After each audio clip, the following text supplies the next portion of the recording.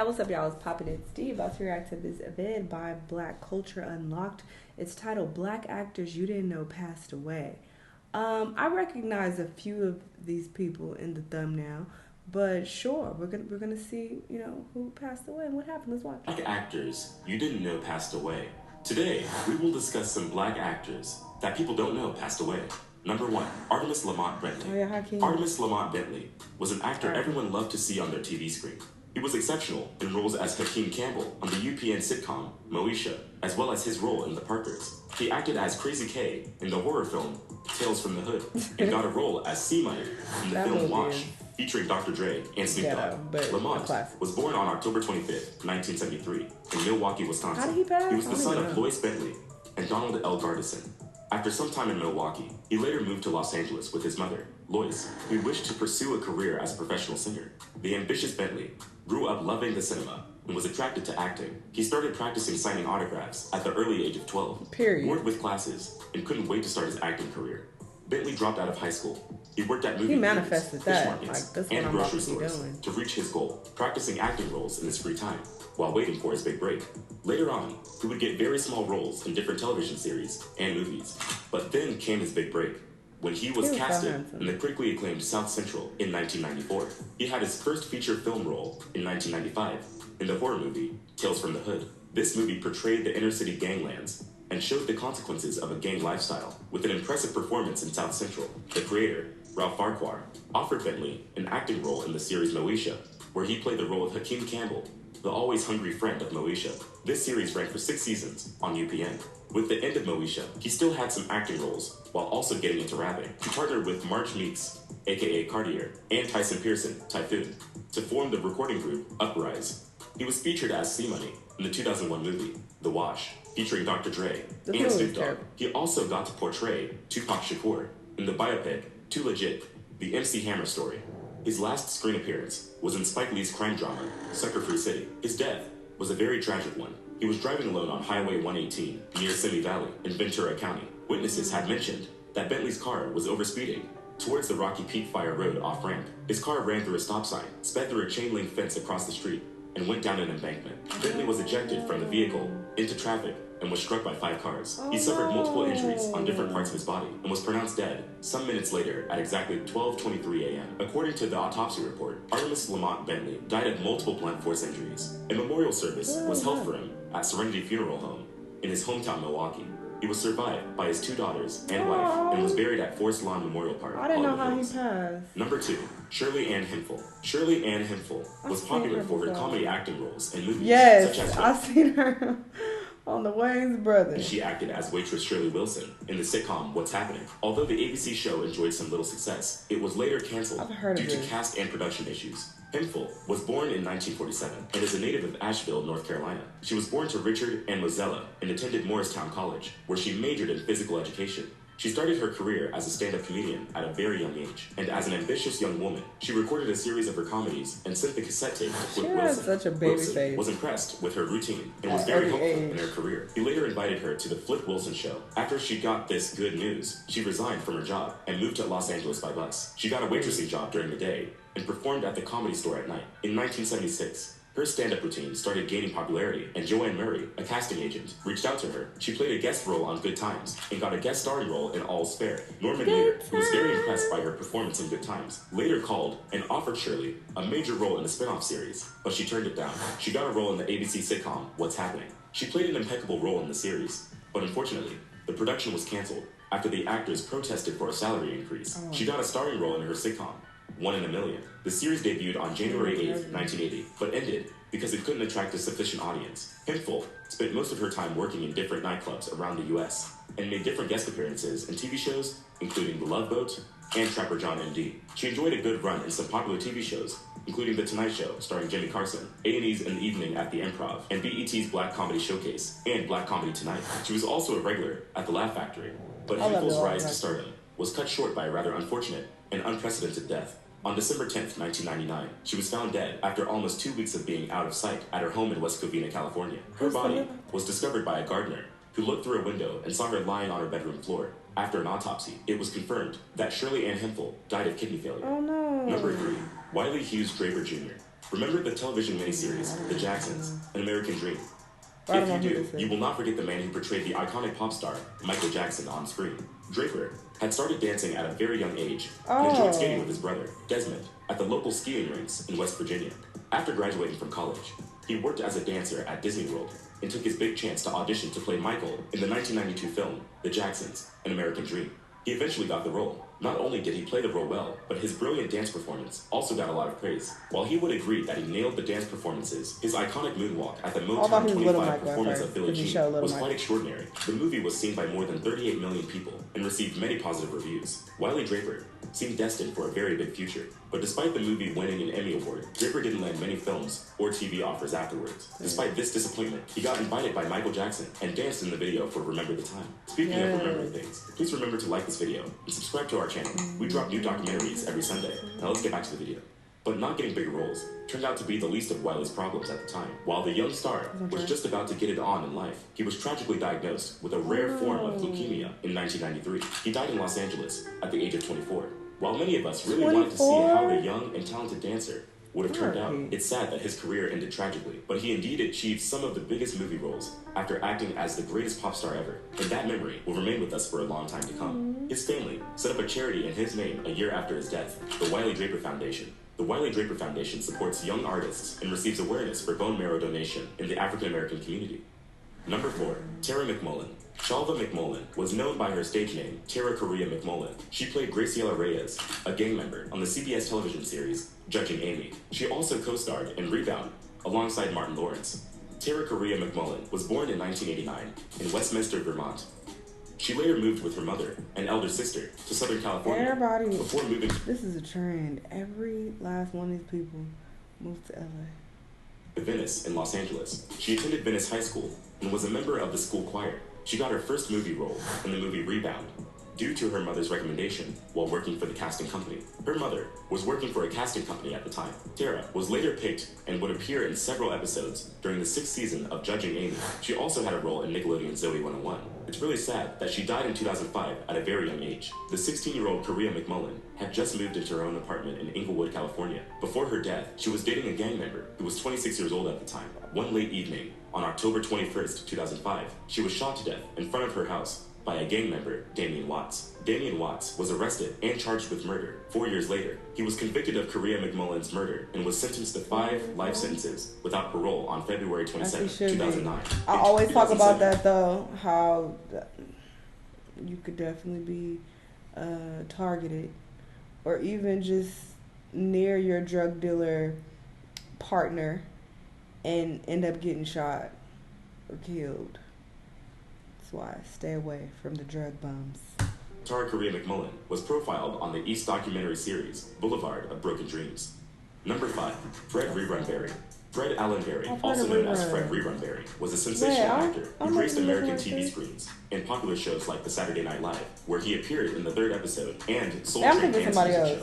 Berry grew up in St. Louis, Missouri. As a child, he loved dancing and wanted to be an actor from a very young age. He joined the Los Angeles-based dance troupes known as the Lockers. I think I'm thinking of somebody like from Saturday Night Live with them in 1975. Did you know that Berry was very popular for acting as the character Freddie Rerun Stubbs on the ABC sitcom What's Happening, alongside Shirley Ann Hefner? The program was on air for 3 years, from 1976 to 1979, and that was where he got his nickname Rerun. He was popular for his red beret, really popular suspenders, and the dance moves that he also performed in the Locker Show. While he was a very talented actor, Berry struggled with drugs and alcohol throughout his life. In an interview with People magazine, he shared how he became a millionaire at 29, was overwhelmed by the stress of success, and started trying to slim down. This led him to drugs and alcohol.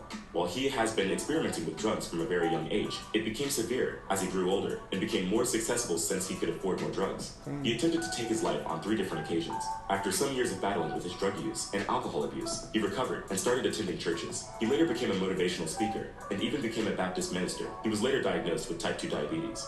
Fred Allen Berry was married to 4 different women and had 3 children. On October 21st, 2003, he was found dead at his Los Angeles home. He had suffered a stroke. He died at the age of 52 and is buried at the Forest Lawn Memorial Park in the Hollywood Hills of Los Angeles. Number 6, Michelle Doris Thomas. This pretty face appeared in movies and sitcoms like The Cosby Show, as Justin Phillips, and as Myra Monkhouse on the ABC-CBS sitcom Family Matters. Michelle Thomas was born in Brooklyn, Massachusetts, On September 23, 1968, her parents were both musicians and actors. Her father, Dennis Thomas, was a saxophonist and founding member of Kool and the Gang. Michelle Thomas was a student at West Essex High School. Her mother was a stage actress, and Michelle always followed her to the theater and watched her rehearsals. Her mother inspired her into acting and was her first acting coach. She later participated in the Miss Talented Teens with encouragement from her mother's friends, who had once heard her sing. Thomas was crowned as Miss Talented Teen New Jersey at the state level. And at the age of 15, she was crowned Miss Talented Teen International in Montego Bay, Jamaica, among 35 other contestants. She got her first television commercial role in 1983, and then later appeared in Soul Train with Hal Jackson. This was the same year she won the Talented Teen International pageant. Michelle got another role in The Cosby Show, which ran for 2 years. She acted in the role of Theo Huxtable's girlfriend. After the show ended, she got into different television roles, such as A Man Called Hawk, which was released in 1989. She also featured in Theo in 1994, and even got a role in Dream Date in 1989. Thomas had an amazing voice, which got her roles in music videos for artists like Mint Condition, Chuck Rock, and Drew Hill. She was also a guest host in Soul Train, a music series that ran for 16 months from May 1996 to March 1997. She got a role in Family Matters in 1993, and for 5 years, she played the role of Myra Monkhouse. At the time, she started dating Steve Urkel. At the end of the sitcom, she got another role in the daytime soap, The Young and the Restless, where she acted as an aspiring singer and the love interest of Malcolm Winters. In 1998, she had to stop acting and took a break from the series due to her poor health. The previous year, she had been diagnosed with a rare cancer. She had her first surgery to remove the tumor in 1998, before landing the role in The Young and the Restless. A few months later, she had another surgery after a cancerous growth ruptured. Later that same year, on December 23rd, at the age of 30, Thomas died. A Muslim funeral was held for her 3 days later, as she had requested, and she was later buried in New Jersey.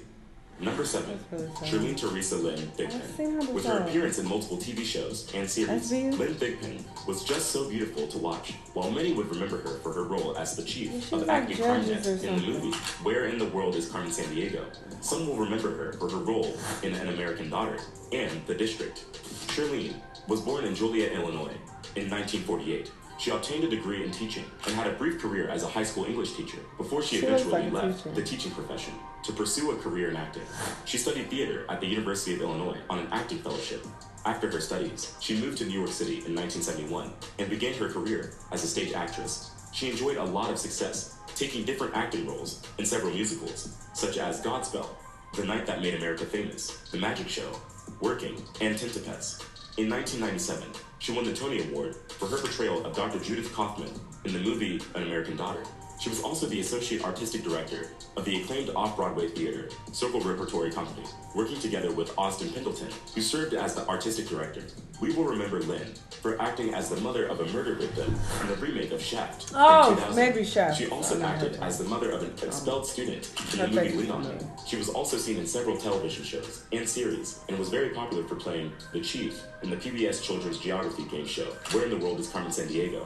She also played Luna in the television show Bear in the Big Blue House. Lynn Thigpen appeared in different episodes in movies like Gimme a Break, L.A. Law and Order, Law and Order, I knew I was talking about. Homicide, Life on the Street, Sesame Street, 30-something, and many other shows. She was nominated for 6 Daytime Emmy Awards.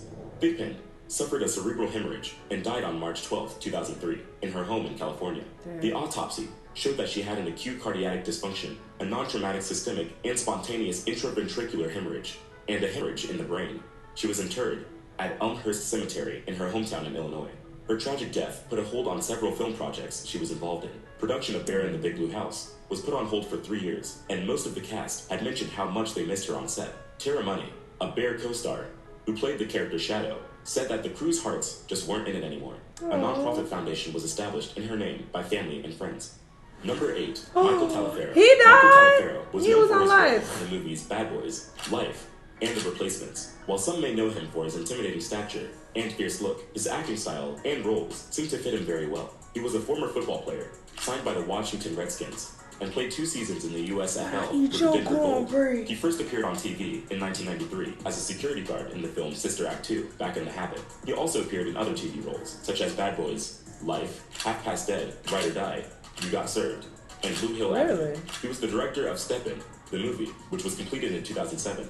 Taliaferro grew up in Fort Worth, Texas, with his elder brother and 3 sisters. He attended Texas Christian University. Although he wasn't married, he was engaged to Kathy L. Tyree, and they had 4 children. While we saw him in movies as fierce and scary looking in the many roles he acted in, his family and friends described Taliaferro as a soft and kind person with a good heart. He was a Christian and attended a Christian school. He suffered a stroke in 2006 that led to his death. Taliaferro died on May 4th, 2006, in Los Angeles, California, at the age of 44. He was interred at Spring Hill Cemetery in Brooksville, Florida.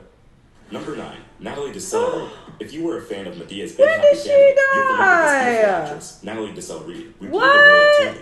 Natalie was in other popular shows, including BAPS, Def Jam's How to Be a Player, Set It Off, and Cinderella. Right. She was also a part of the television series Built to Last, For Your Love, and Eve. DeSalle Reid was born in Louisiana, and she attended Peabody Magnet High School and later went on to further her education at Grambling State University, where she developed a deep interest in acting and theater. She later got into one of the theater groups and appeared in different productions while she was there. She started her acting career properly in 1996 and was featured in the movie Set It Off. We also remember her in the 1997 Disney movie Cinderella, where she played the role of an evil stepsister, Minerva. She also starred in Medea's Big Happy Family. I've seen that movie several times, but I don't remember her. Natalie acted in the role of Janie Eggins on Eve for 3 seasons and became popular for her exceptional role as Mickey in BAPS. DeSalle Reid married Leonard Reid in 2003 and had 3 children. In December 2020, her family announced her passing after a long colon cancer battle. She died at the age of 53. In attendance at her funeral were several celebrities, including Issa Rae, Eve, Robinson Pete, Shannon Kane, and Shad Bow Wow Moss.